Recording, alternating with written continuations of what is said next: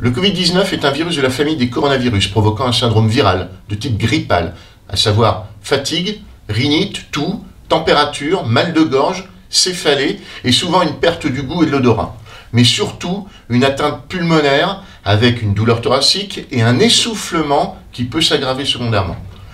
Mais pour 80% des gens, ce virus ne développera quasiment aucun symptôme.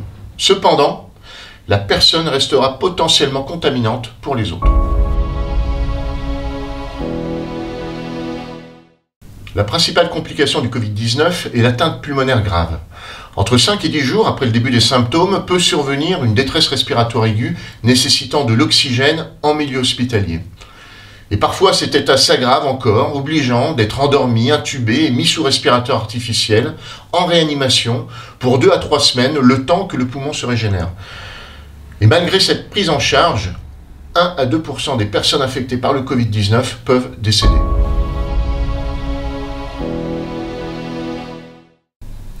Les portes d'entrée du Covid-19 sont nos voies aériennes supérieures, c'est-à-dire la bouche et le nez.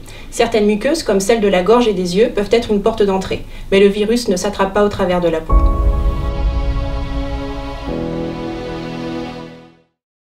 Les personnes infectées vont rejeter les virus via leur sécrétion pulmonaire, nasale et buccale, en expirant et en quantité plus ou moins importante selon le degré de sévérité des symptômes. Ainsi, il convient de respecter un espace suffisant entre les personnes pour ne pas recevoir ces projections microscopiques vers notre visage. 1 mètre suffit. Tout ceci est très bien repris dans les vidéos diffusées par le SDMIS et reprenant ces mesures. Le Covid-19 a une durée de vie de plusieurs minutes et même de plusieurs heures sur certaines surfaces.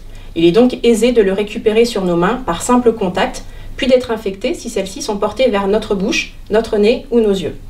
Le virus ne survit pas à un lavage de mains de plus de 45 secondes à l'eau et au savon. Il est donc facilement chassé de celle-ci. C'est le moyen le plus facile de s'en débarrasser. D'autres possibilités existent comme des solutions hydroalcooliques lorsque l'on ne dispose pas de point d'eau ou encore le port de gants. Mais un lavage des mains régulier reste le plus efficace.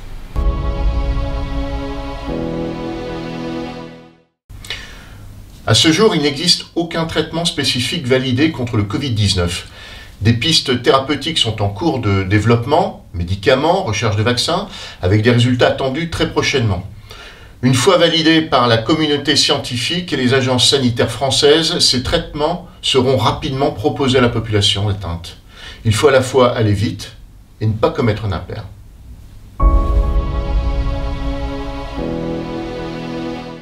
La question sur le risque qu'un pompier ramène des maladies à son domicile est légitime.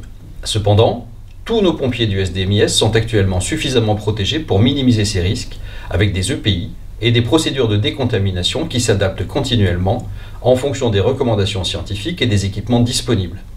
Il est important de respecter ces procédures.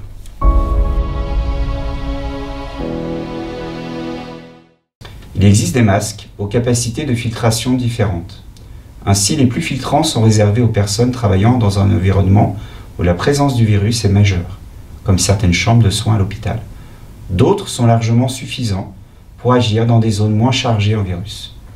De même, l'utilisation correcte d'un masque répond à des exigences de manipulation précises, sous peine de se contaminer soi-même avec celui-ci. Il est important de respecter ces règles. Le SMIS a mis à votre attention des procédures et informations sur différents supports pour vous expliquer leur bonne utilisation.